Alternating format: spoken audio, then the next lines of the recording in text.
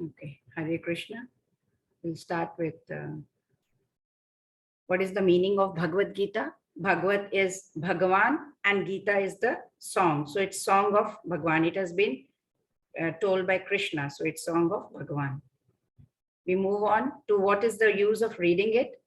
So it is the answer to all our problems. It's book of inspiration. It's a spiritual dictionary. It is the purpose, right? Yesterday also we discussed. It is to deliver the mankind from ignorance, lack of knowledge. So that is the purpose of Bhagavad Gita. Every man is going through some kind of difficulty in many ways, you know. And Arjuna also went through the difficulty in having to fight with his own cousins and relatives in the battle of Kurukshetra. So he surrendered to Krishna. And consequently, this Bhagavad Gita was spoken. So not only Arjuna, but every one of us are full of anxieties because of this material existence. So our very existence in this atmosphere, it's so stressful.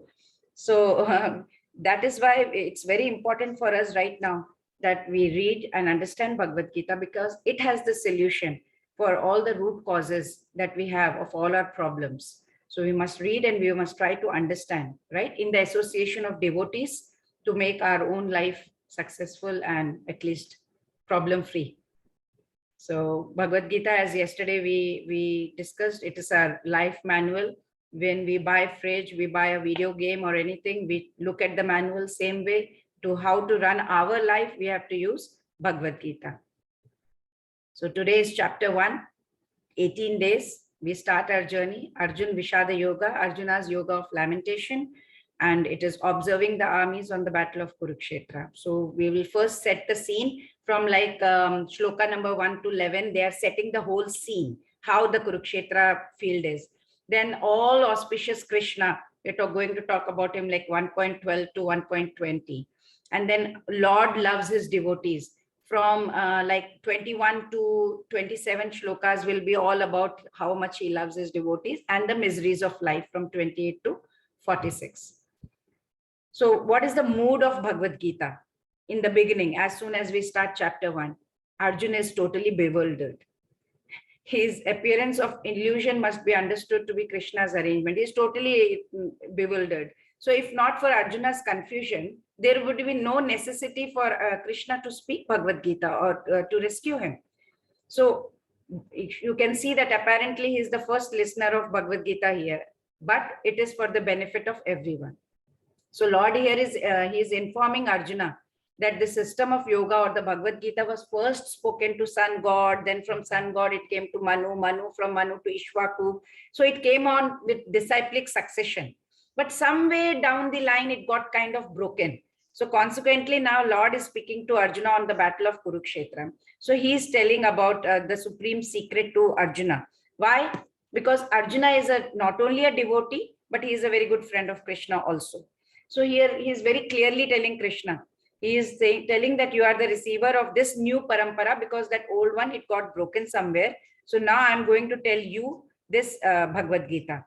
But Arjuna is actually a very, very enlightened devotee. But it is because for us, Arjuna is in doing this so that we also benefit from this, right? It should be, so Bhagavad Gita, Arjuna is a great devotee. So Bhagavad Gita also should be understood by a person who has qualities similar to Arjuna. What qualities did Arjuna have? Very, very humble, total surrender, and a great devotee. So we are going to start Bhagavad Gita. So the first thing that we should have is humility, devotion, and total surrender to God. Then we start the Bhagavad Gita, right? So Arjuna's indecisiveness, he was quite undecided. Though he told Krishna to drive the chariot in midst of both the armies.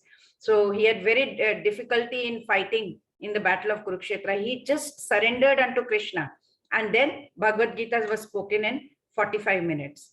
He was like, actually Arjuna was above all ignorance actually.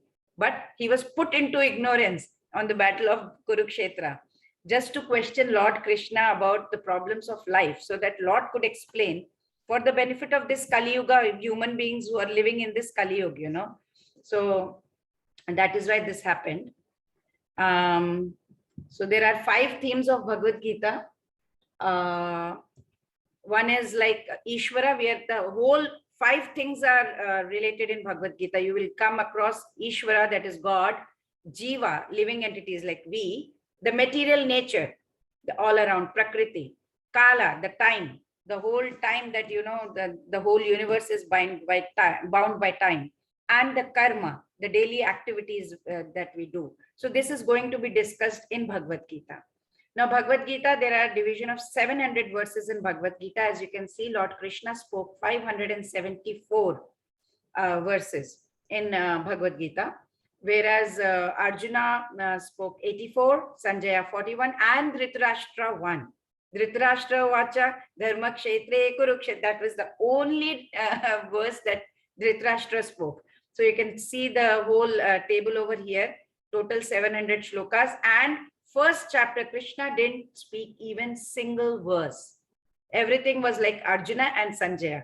Then you can see how Krishna moves on and he starts speaking and he starts giving him the knowledge.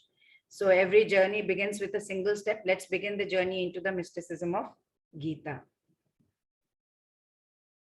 Chapter 1, we are going to start. We can see 3 people here. Different reactions to the same scene. We see here Dhritarashtra on the top left, in the middle Arjuna with his hand on his head and tears in his eyes, and we can see down Duryodhana.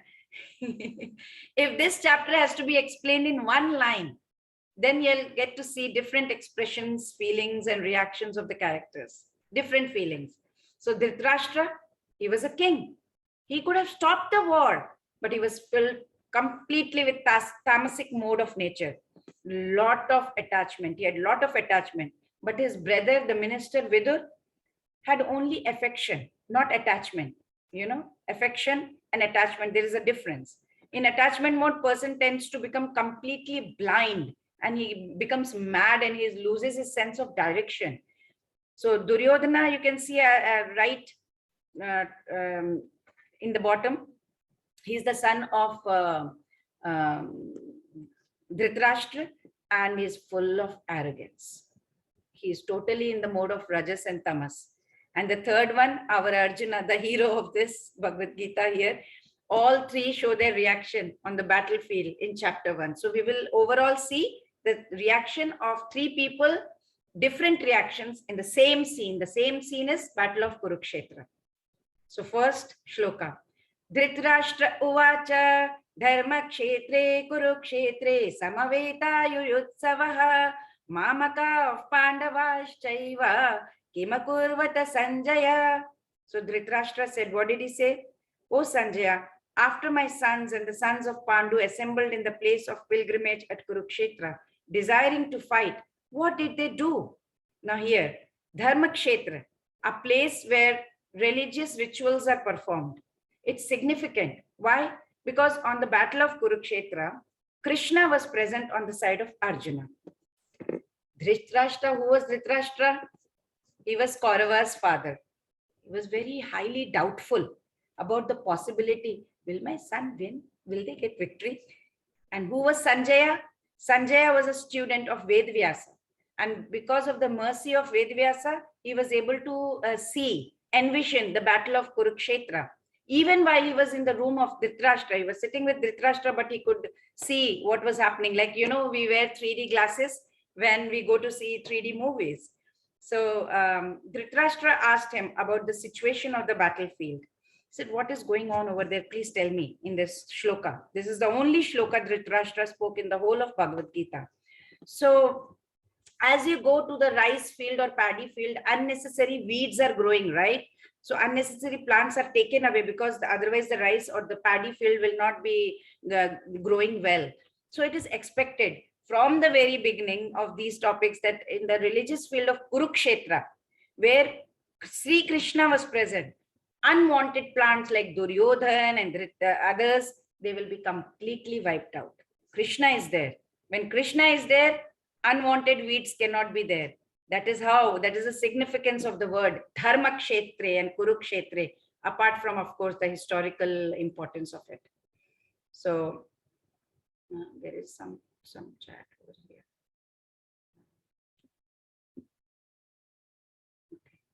So here we see, you can see 3 pictures over here. Dharma Kshetra, you can see the milk boiling, right? So this milk, this is a Dharma Kshetra, and the battle of Kurukshetra, and where Krishna was present on the side of Arjuna. So the milk is boiled. Usually milk is boiled, right? When is milk boiled usually? When do you see milk boiling? Any idea? Anyone? You can digitally raise your hand if you want to tell me. Anyone? Usually, you boil milk when you are doing some kind of grih pravesh, housewarming ceremony. Yeah, Sucheta. Yes, Sucheta. Hare Krishna. Hare Krishna. Yes, when the cream is formed, that time the milk, you understand the milk is boiling. Yeah, when do we boil the milk usually? That is my question. Okay. So we usually boil on any occasion, right? Holy occasion like Grih Pravesh or housewarming ceremony. So that is being compared to Dharma Kshetra. It's as pious as that. And the second one is the cottage cheese, the paneer. You know how is it? When we boil the milk, we put some curd and it curdles, right? So Pratima, you raised your hand. Yes, Pratima, Mataji. You want to say something? Hello. Yeah, Hare Krishna. Hare Krishna, everyone. Ma'am, actually, the milk is boiled in Bengali culture when the new bride comes in her in-laws' place for the first time. That is our great. See, that is also a very, very holy time, right? It's a very pious moment. Very good. Very nice. Thank you. Hare Krishna. Hare Krishna. So, yeah. So even that cottage cheese also, how do we make? We break the milk, right? We curdle the milk with the curd, and the paneer is separated when the lemon is squeezed in it. We usually make paneer like that, the cottage cheese. So when the milk is curdled, it means that what does it mean? Mamaka Pandava. It means Dhritarashtra and Duryodhana. They are trying to split up the family. Like you can see, it is split up now. The cottage cheese on one side and the water on the other side. That's called the whey in English. So they are trying to split up the family in the first place. Look at their intention. Mamaka Pandava, Mamaka, my sons. Pandava, Pandu's sons. He has already separated both of them. Mamaka is my son, Pandava's Pandu's son. He has already separated them. Look at the intention of Dhritarashtra. Mamaka is my kids and Pandava is here. Who is the cheese? The Pandavas are the cheese, and the way, the pani and the doodh ka pani is, the milk water is Kauravas. Next we see Rasagulla. Kim Akurvata. Kim Akurvata. Kim Akurvata means what are they doing? Kim means what? Akurvata, what are they doing? Means if some sweet is given to you, what will you do? It's very simple. Anybody will know. You will eat, right? So you are in a battlefield. What are they going to do in the battlefield? Dhritarashtra is asking Sanjaya. What can they do? Can anybody do? Soldiers are there on the battlefield. What will they do? They will fight. So Dhritarashtra was very confident first, Oh, I have got so many kids, 100 kids. How many kids did they have? Anyone? How many kids? Yes, please. Yes, please. I'm unmuting you. You have to unmute yourself. Unmute yourself, please.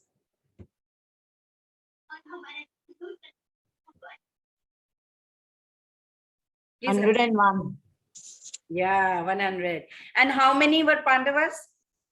5. 5. Very nice. Thank you. Hare Krishna.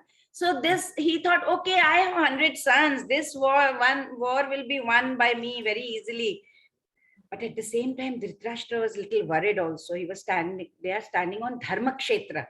So Duryodhana may somehow, my son Duryodhana may change his mind and he may give back the kingdom to Yudhishthira, saying, okay, you are the older one. I'm giving it back to you, kind of.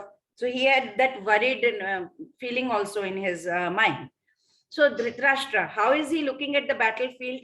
Can you type in Zoom chat, all of you? You can chat in the Zoom chat, please. How is he looking at when he was looking at the battlefield? What was he feeling? What was it? What was something going on in his mind? You can tell. What was happening in his mind? You can send it to me.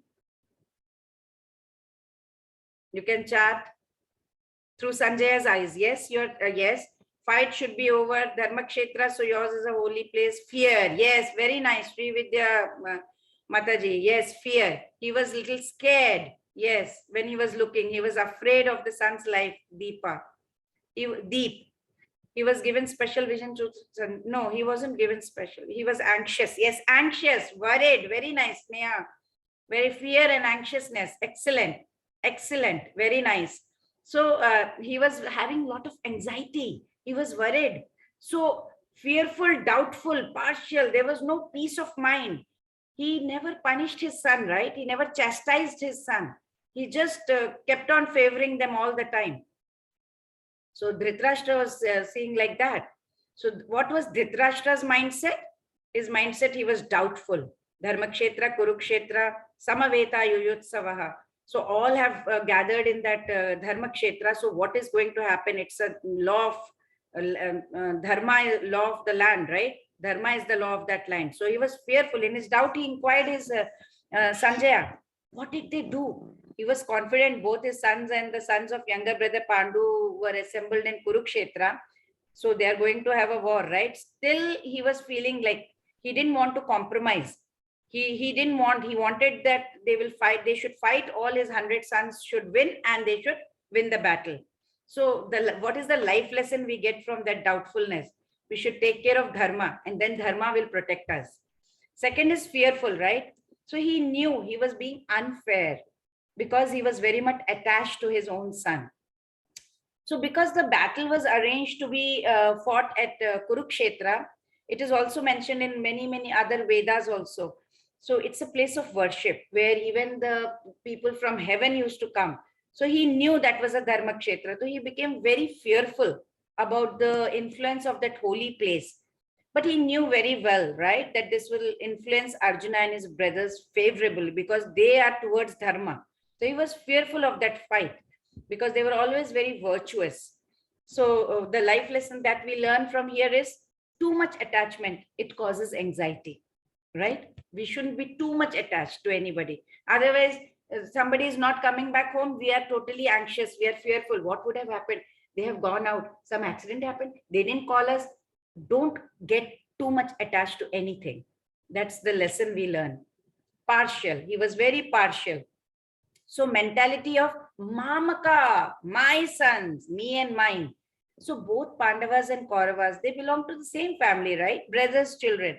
But Dhritarashtra's mind, we can see that he deliberately claimed that his sons should be called Kurus and Pandu's son as Pandavas. He already separated them from family heritage. So we can understand from this the kind of mentality Dhritarashtra was having in relationship to his nephews, Pandu's sons, and the sons of Pandu. So what is the life lesson we learn from here is self-glorification is not good. It's a symptom of insecurity. Don't keep talking about yourself, Mamaka, Mamaka, my son. So in real life, you shouldn't doubt anyone. We lose people and we may hurt them also, right? So what made Dhritarashtra fearful and doubtful about the war of Mahabharata? Anybody wants to tell? Yes, I'm allowing you to unmute yourselves. You can unmute yourself. Mataji, could you repeat that point? Self-glorification is a symptom of what? I didn't catch that. Yeah, very nice. Even the three reasons, Pandavas were virtuous. Krishna was there, the main point, and Kurukshetra was a Dharma Kshetra. So naturally, those 3 points made Dhritarashtra a little fearful and doubtful. Pandavas are virtuous. They are towards Dharma. Krishna is with them. And this is a Kurukshetra, a Dharma Kshetra. So what will happen? That was going on in his mind. So Dhritarashtra here, attachment versus affection. What do you think is the difference? Anybody? You can chat in the chat box. He was worried about the influence of Kurukshetra. Yes, very nice. Shri Priya. Please write the difference between attachment and affection quickly, if you can write. Or you can speak. You can unmute yourself. Attachment can cause anxiety and insecurity. Very nice. Archana Mataji, Mataji, like- very nice. Affection demands a lot of love. Affection is more of love, whereas Ah. attachment need not be that love. But attachment is I'm supposed to save my son. That is attachment. It's only some type of responsibility. But affection is so much of love that he just can't bear his son's defeat. Very nice. Very nice. Thank you. And Attachment is seen as a negative thing, while as affection is a positive thing. excellent. Excellent. Very good. Very good point. Thank you. Hare Krishna. Attachment Hare is Krishna. Dhritarashtra's personality, right? Attachment is usually for your loved ones, your near and dear ones, your possessions, whereas affection is for general, for the world in large. Mm-hmm. Okay. I think affection is much more selfless and attachment makes you selfish. Because his attachment for the throne was much more than his affection for his sons, he did not stop his sons from fighting the battle, knowing that they were wrong. Yeah. Very nice. Thank you. Thank you for your, reflections and telling me what attachment. What we have seen here, attachment was Dhritarashtra's personality. He was too much attached to his son, especially Duryodhana. And it's a sign of insecurity. It's a sign of weakness. Vidura, on the other hand, his own brother, younger brother, he followed dharma. He was virtuous. He had a lot of affection for his elder brothers, both for Pandu as well as Dhritarashtra. We need to be affectionate, definitely, but not too much attached to anything. If at all we want to be attached, I would recommend let's get attached to Krishna. That's all. We are all like Dhritarashtra, here. Yeah. So Dhritarashtra here, compare our mind to Duryodhana and ourselves to Dhritarashtra, right? We are like Dhritarashtra. So we are too much attached to material things, too much attached to everything. And we are also attached to our mind. Mind is like Duryodhana. So mind is Duryodhana and we are like Dhritarashtra. We are getting attached to our mind only. So we have to shift our mind focus to Krishna, towards the lotus feet of Krishna. So someone says something to us, somebody corrects us, and our mind cannot take it. Mind keeps on repeating that tape recorder again and again and again. It goes on and on, doesn't stop anywhere. Attachment where you can't see things objectively and fairly. Both are dangerous. Very nice. Affection, attachment overcomes the shortcomings of near ones. Affection is selfless love, care, unconditional. Very good. Affection is selfless love, unconditional is very nice. Priya Mataji, very good. Thank you. Hare Krishna. I'm reading some of them. So, Dhritarashtra, relation between dissatisfaction and adharma. So, what do you think is the relationship between dissatisfaction and adharma? So mind is self-satisfied and detached, right? So what do you feel? Anybody, you can unmute yourself. Mataji, if our mind is dissatisfied or we are unattached with something, automatically we find ways to achieve something with other means. So this leads to adharma also sometimes. I actually, Prabhuji, could not get your answer. It was very faint. The voice was very faint. Am I getting that or everybody? Perfect, perfect. Okay. Sorry, I guess my audio was not good. I was saying that is there something dissatisfaction or something like if we don't get what we want, so this leads to our emotion to build up, some negative emotions to build up, and which in turn sometimes result to adharma. We go ways which we should not do and achieve that thing, and later wise we are we get the result of what we do. What I feel. Very nice, very nice. Thank you for your thoughts. Very nice. Thank you for sharing. So if you follow all the rules, and regulations, and the other way around, if you don't follow, and if the mind is always dissatisfied, it's very difficult to live. We will always be disheartened. So that's why it is very important for us to remove that seed of dissatisfaction. And what can we do for that? Don't do wrongdoings. Don't do adharma. The moment you do adharma, it will keep on, giving us trouble. So if you don't do, like how Dhritarashtra did, what did he do? He did adharma, right? He wanted the kingdom for his son. He was so much attached to the throne. Even though Krishna gave him such a beautiful wife he had. Yeah, so beautiful. She blindfolded herself just for him. In these days, nobody can even dream of doing like that in today's day and age.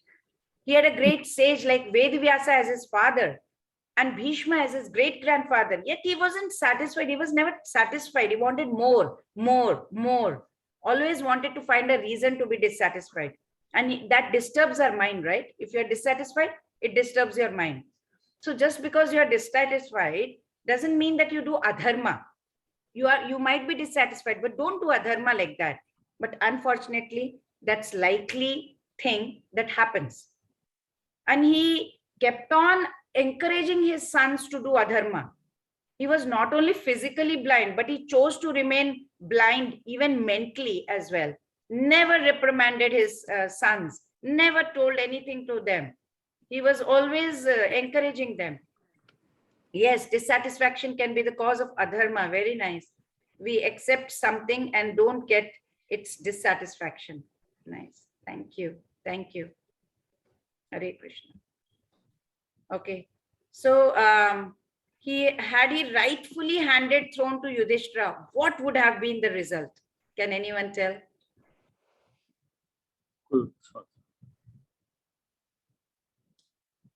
The battle wouldn't have been fought, probably. Yes, very nice. There wouldn't be any battle, any war. The results would be no war. Very nice. Anything else you want to add? Countless lives would have been saved. Yes, very nice. Yeah, very nice. Countless lives would have been saved. Mataji, I remember reading somewhere that after the war, very few people were there left over. And even then, due to some curse, I think the entire clan came down because they were arguing and fighting amongst themselves. Yes. Like during the battle, I think there was some sort of curse that was given to the entire clan. And because of that, the entire dynasty actually collapsed. That was Yadu dynasty. Yes. That was Krishna's. Result would Hare have Krishna, Mataji, the Bhagavad-Gita would not have been spoken. Yeah. No, I think then also God would have found a way to pass it to us some way or the other. Yeah. Result there would be no war, no death, pious, peaceful, just reign, all happy, right? But Dhritarashtra was attached to his son and the throne, of course. That caused all the havoc. Dhritarashtra was blind to this one. And actually, you know what? Dhritarashtra, because he was blind, he was not given the throne. Pandu was asked to be the king. And Pandu, after he died, rightfully goes to Yudhishthira, not only because he was Pandu's son, king's son, but also because he was the oldest also. But Dhritarashtra wanted some short circuit to be done and given to Duryodhana. He wanted some shortcut method. So after Mahabharata war, when Yudhishthira came back and was crowned as the king, he was quite emotional. He was crying also. He was saying, I committed so much sin. I have killed so many in the battle. And after Krishna's and Bhishma counseled him so much, then he took over the reign. And of course, he reigned very well. He was a very noble king. And he took care of Dhritarashtra also very well. We would have missed the guidance of Lord Krishna. Oh, I like that. He would set good example for future generations. Okay, very nice. Thank you. Hare Krishna. I like the way you're all giving different, your opinions. Very nice. Okay, let's move on to the next shloka. Sorry. Pashyaitam Panduputranam Acharya Mahatim Chamum Vyudham Drupada Putrena Tava Shishyena Dhimata. O my teacher, behold the great army of the sons of Pandu, so expertly arranged by your intelligent disciple, the son of Drupada. Now here, you look at the picture. Duryodhana has come to his Acharya. Who was his Acharya? Anybody? Dronacharya. Dronacharya. Very nice. Thank you, Mataji. So Pashyetam, he is looking. Etam, Pandu Putranam, he is looking at the sons of Pandu. Acharya means teacher. Mahatim, great. Chamum is the military force. Vyudham Drupada Putrena Tava Shishyena Dhimata. He said, Vyudham, look at the arrangement. Drupada Putrena, Drupad's the son of Drupada, Drishtadyumna. And he says, look at the disciple, because Drishtadyumna was disciple of Dronacharya, very intelligent. So he said, just see how intelligently he has done. Actually, he was trying to insult the Guru. Look at them. Look at how they are doing. Your intelligent disciple, you trained him, right? Look at him, how he is doing now. You trained him so well now. Now he is going to show his thing. So he's kind of insulting his Guru. And in spiritual and battlefield, you know, you must take the blessings of your Guru, not go and insult them, right? So even when we go to college, we go to university, we go for first day of work also, or anything we want to start, what do? We take blessings, we take God's blessings, we take blessings from elders. So, and what did Arjun do? He aimed an arrow towards his Guru and saying pranams to his Guru to seek his blessings and his Ashirvad. What did Guru Dronacharya do? He sent another arrow towards Arjuna's head, as if he was giving him blessing over the head. This is how, you know, a Shishya or a disciple should behave. Not how you see in the picture, how Duryodhana is doing. Look at his face. What do you see? Full of anger. Pride. Arrogance. Yeah. I mean, Drishtadyumna, he was leading the army of Pandavas, right? You know the story of Drupada and Dronacharya? They were the best friends. Yeah. They were the best friends. Yeah. Yeah. Some other time I'll tell you the story in case someone doesn't know. But they didn't have a cordial relationship later on. Yeah, right. You look at his face. Look. Mataji, the story between Drupad and their guru, Dronacharya. Yes. Drupad and Dronacharya were friends. Yeah. Okay. I'll tell you the stories maybe after the class or some other time, or if somebody knows, they can share with us.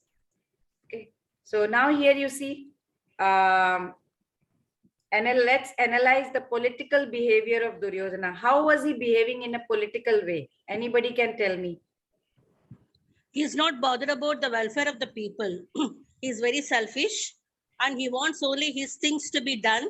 And he even directs his very elder people who are much elder to him. He commands them and he says that you have to come to my way and you have to satisfy my selfish needs. Yeah, very nice, Mataji. Thank you.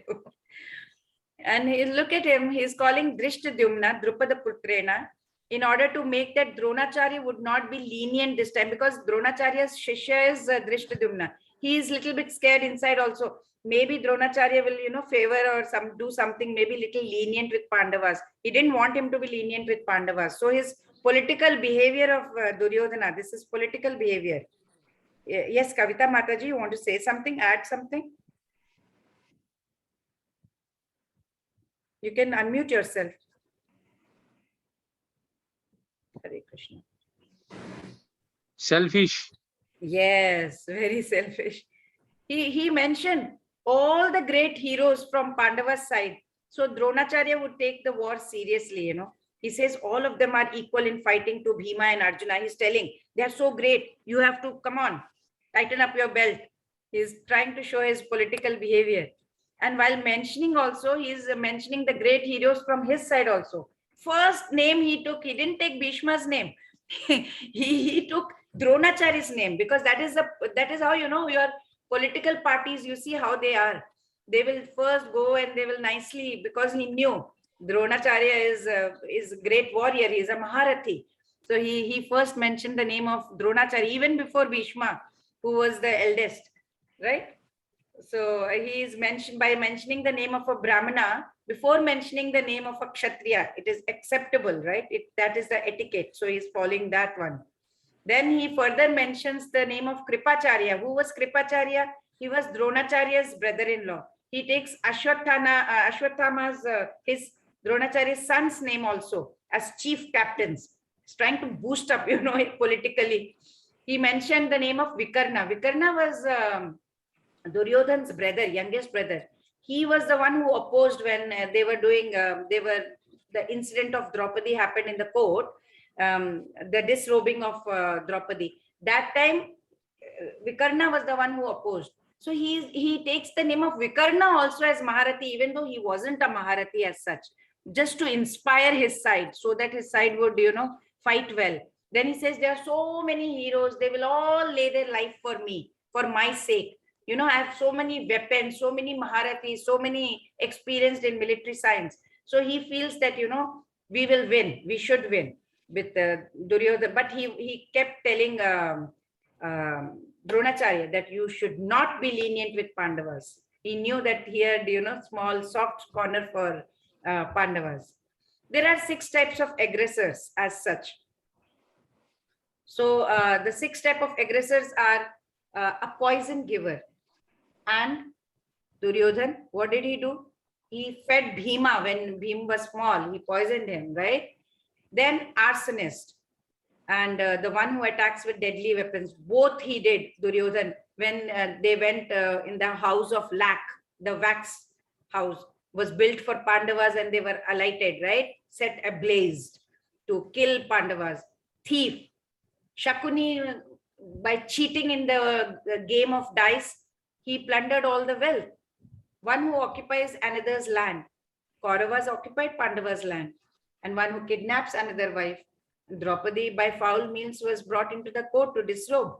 And also Jayadratha also attempted to, the co-brother also attempted to kidnap her. So these people should never be, forgiven. It's written in Shastras. So we move on to the next shloka. Saghosho dhartarashtranam hridayani vyadarayat nabhascha prithivim chaiva tumulobhyayanu nadayan. So here, what happens? Now they are going to blow the conch shells, shank. The blowing of these different conch shells become uproarious and thus vibrating both in the sky on the earth. It shattered the hearts of the sons of Dhritarashtra. So it really scared them, when they were blowing. So before the war, any war, all blow conch shells. Not now, but in the olden days, full of vigor. Pandavas proceeded with complete confidence, So what were their conch shells' name? I've written here. Panchajanyam Rishikesha Devadattam Dhananjayaha. Rishikesha is Krishna, master of senses. Rishikesha means master of senses. Panchajanya was the name of Krishna's conch. Devadattam Dhananjaya. Dhananjaya is Arjun. Devadattam was the conch shell of Dhananjaya is Arjuna. Poundram Dadbhau Mahashankam Bhima Karma Vrukodaraha. Bhim's name was Vrukodar also, and his conch shell was Poundram, right? Ananta Vijayam Raja Kunti Putro Yudhishthiraha. Yudhishthir's was Ananta Vijayam, the conch shell name was. Nakula Sahadevascha Sughosha Mani Pushpakau. So Nakul's and Sahadev's was Sughosha, and Mani Pushpakau was their conch shell's name. These were the names of conch shells, right? So they were all blowing.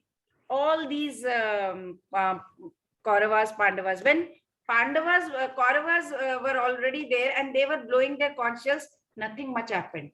Nothing much happened. But when Pandavas blew, it shook Kauravas very badly. Haath pair kampne lag gaye like that, So look at Sanjaya, the way Sanjaya is telling, he was given that drishti, that vision to tell each and everything so minutely. Even when you see some program that is, telecasted in TV, like any sport program or any Republic Day, I think they may not have told so minutely. Hridayani Vyadarayat. It's such an important point. Hridayani Vyadarayat, their hearts were shattered totally. So in today's world, many believe, in yourself, like Kauravas had their legs were shaking. They're, completely shattered. They didn't know what was happening. Why is this so much shaking? And, but Pandavas, cool. They were bhakts, they were devotees, completely surrendered to God, right? When if you have confidence and you surrender to God, you don't have hridayani vyadarayat. Let's move on. So you see this one here. We all know, right, that Pandavas won the war. Everybody knows that. So what are the signs? How do we know that Pandavas are going to win? What are the signs of Pandavas' victory? Let's brainstorm. You can type your answers or you can talk. Up to you. The holy land of Kurukshetra. Yeah, holy land of Kurukshetra. Very nice. Krishna on his side. Krishna, excellent. Very good.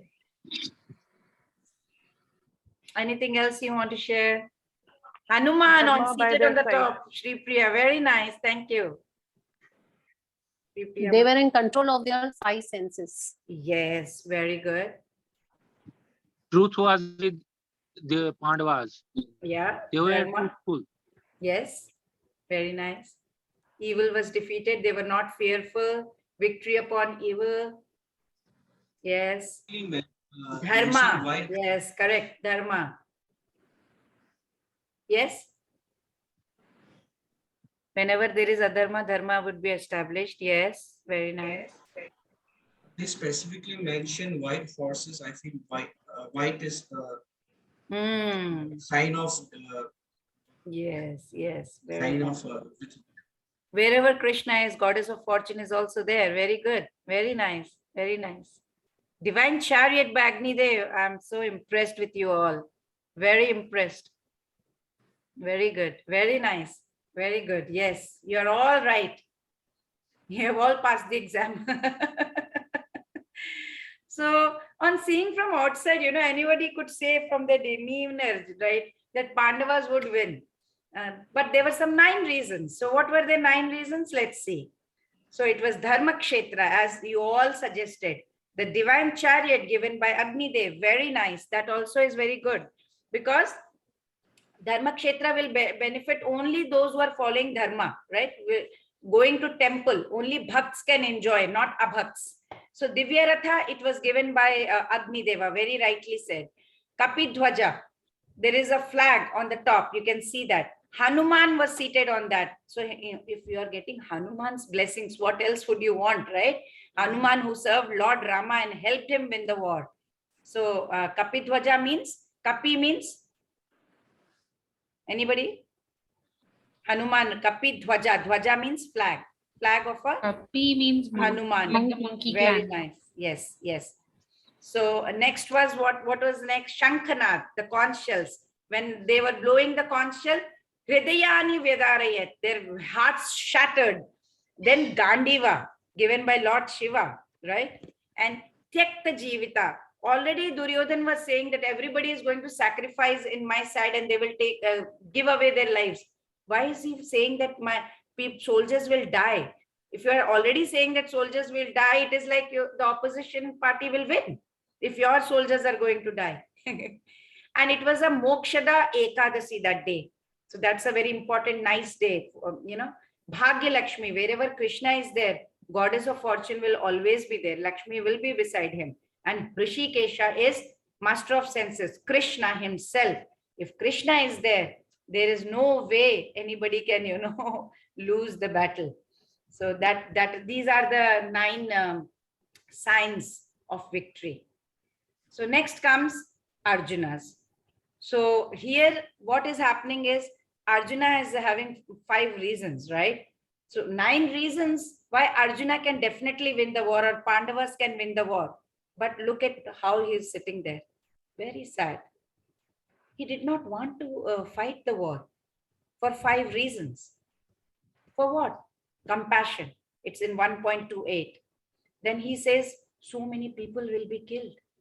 He had, karuna, compassion. Then no enjoyment. Nobody will be there. Who am I supposed to enjoy with if there is no family there? Then there is sin. Killing somebody is, actually a sin. I don't want to do this, Papa. And then family tradition. All the men are here in this battlefield. Men will die. Women are sitting there, old people are sitting over there. Who's going to protect them? The small kids, the women, the elders in the family, who's going to protect them then? The Vansha will be lost, the whole generation will be gone. There will be totally chaos, right? Dynasty will be lost.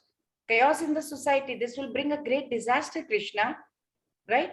So when in those days when women were very small, the girls were small, father protected.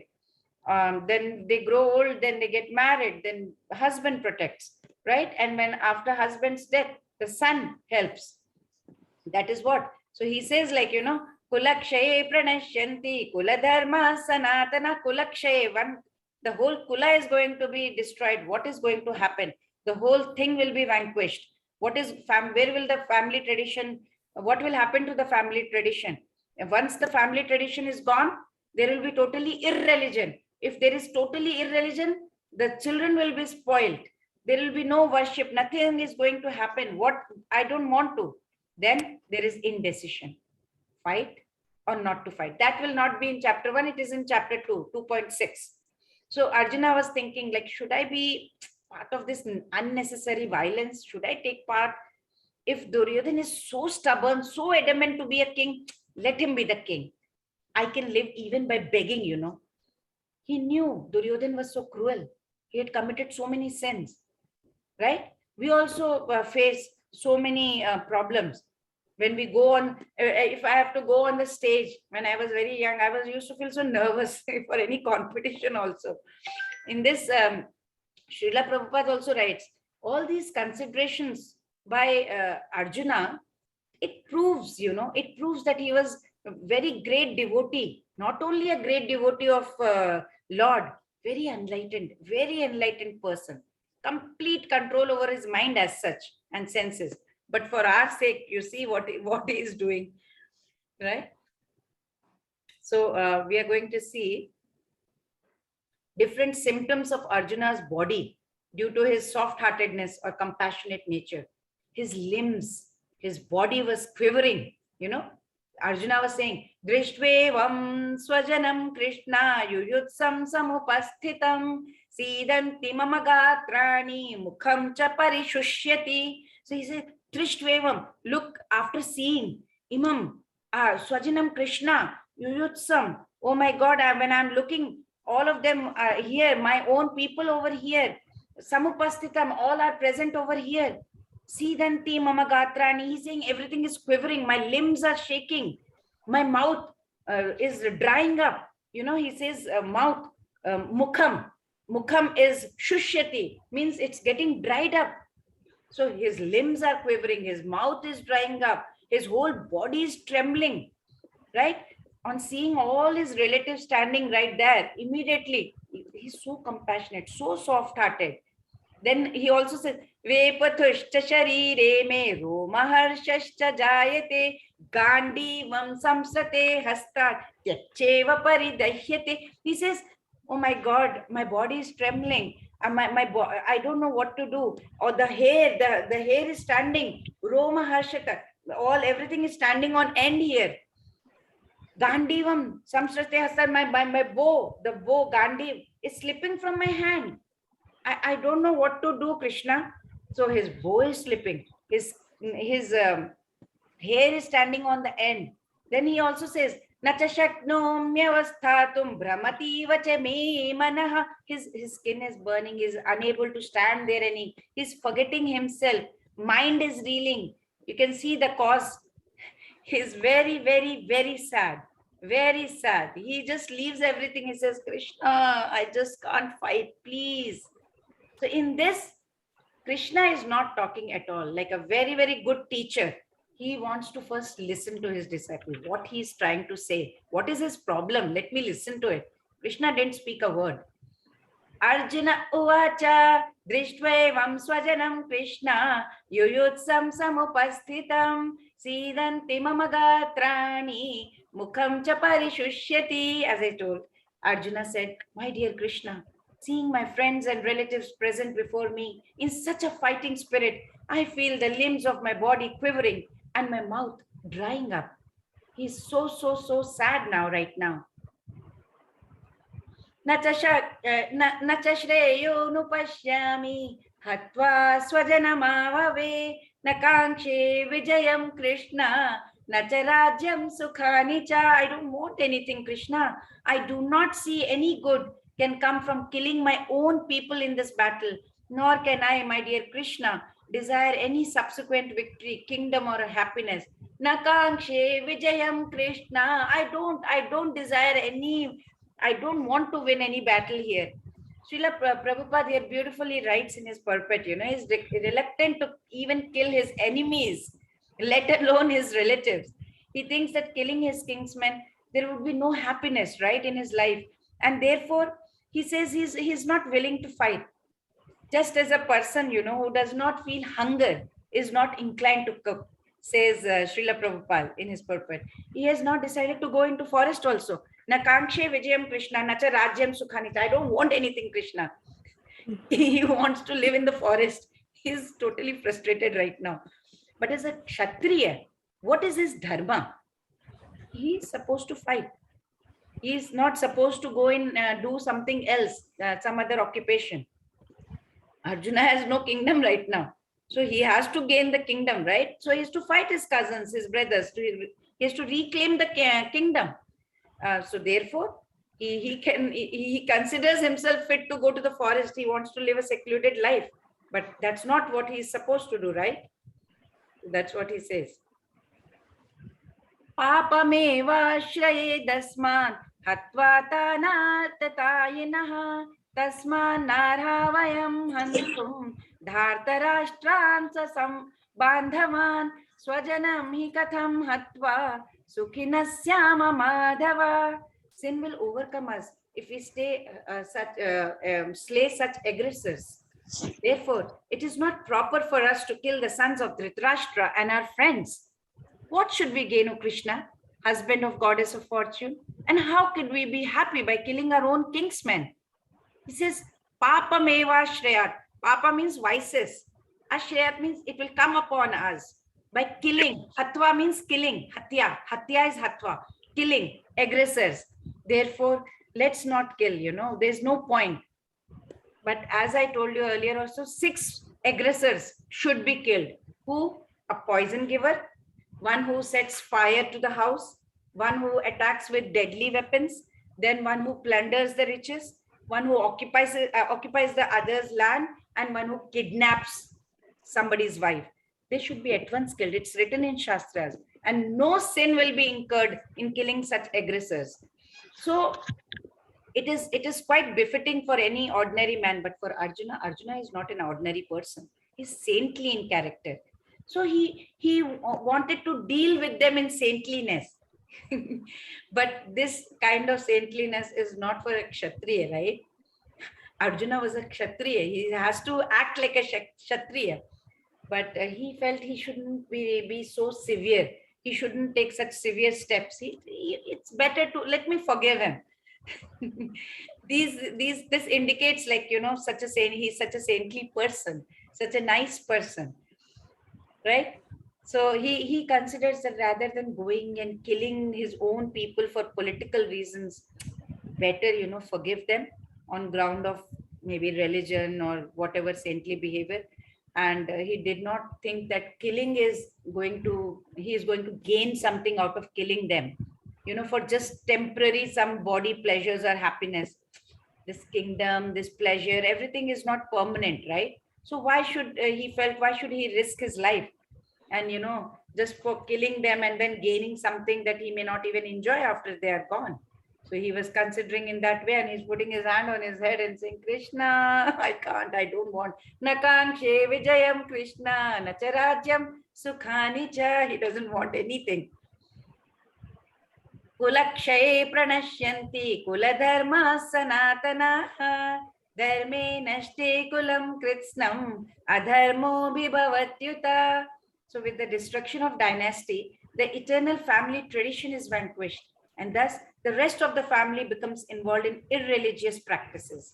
So everything will be gone. Kulakshay, the whole kul will be gone. The whole dynasty will be gone. Pranashyasti means it's going to be vanquished, gone.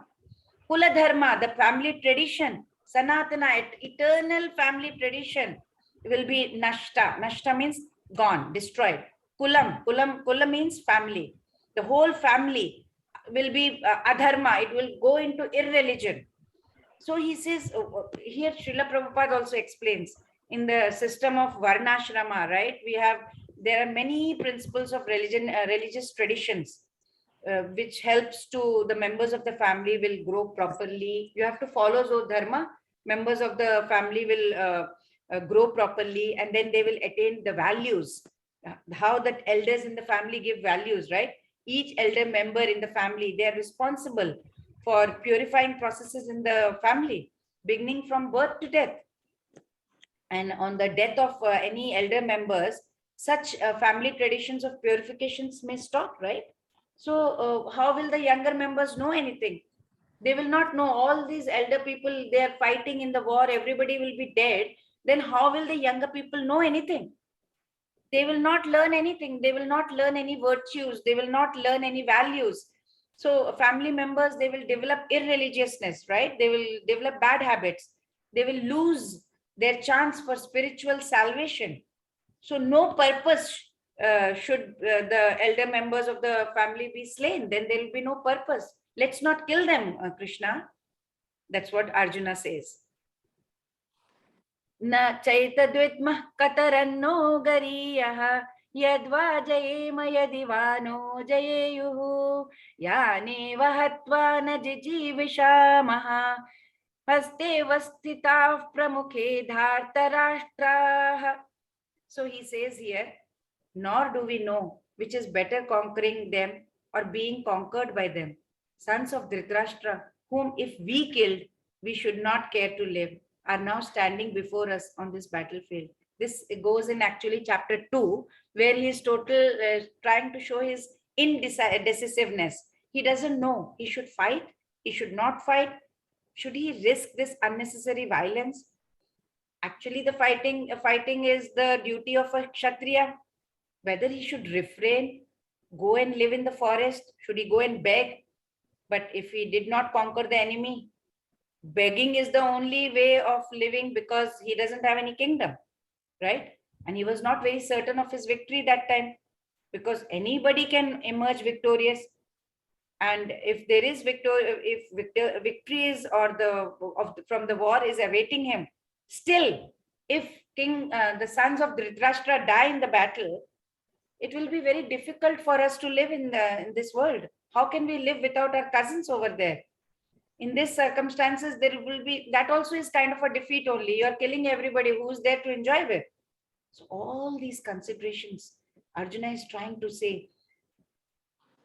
And in a way, he's trying to prove, he's proving that he's such a great devotee of the Lord. Very enlightened, very compassionate, very soft-hearted. He had complete control over his mind and senses. He was ready to go and live by begging, even though he was born in such a royal family. But it shows another kind of detachment. For him, going through dharma was very, very important for him. He was virtuous. These qualities, it's very difficult to have.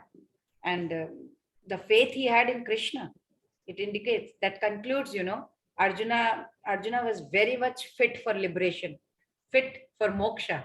Unless and until, your senses are controlled, there is no chance of elevation on the platform of knowledge. And without knowledge, without devotion, no chance of liberation, right? So he was above all this. Actually, he had a lot of attributes where, he was fit for liberation. But let's see what Krishna would say, right? So, which can you relate to? Compassion, no enjoyment, sin, family traditions, indecisions. Any thoughts that you want to share? Do you agree with Arjuna? Would you like to say something about that? Had you been in position of Arjuna, what would you have done? I would also be Yeah, like same. Arjuna. I would become weak seeing my loved ones, especially Guru. And what else? Reasons are all right, seems to be all right. And From his side.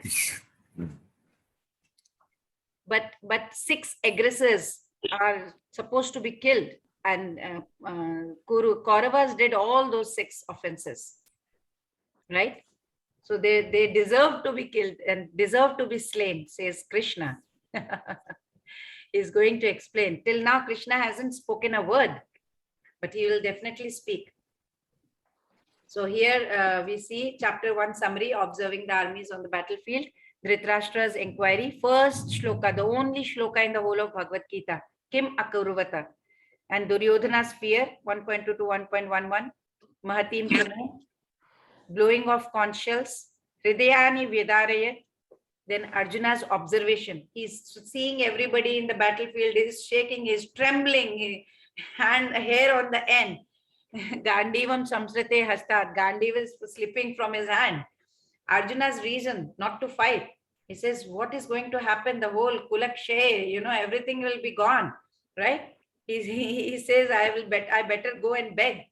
Yadima amapratikaram shastram shastra panayah dhartarashtrarane hanyul tanme kshemataram bhavet. He says, better for me.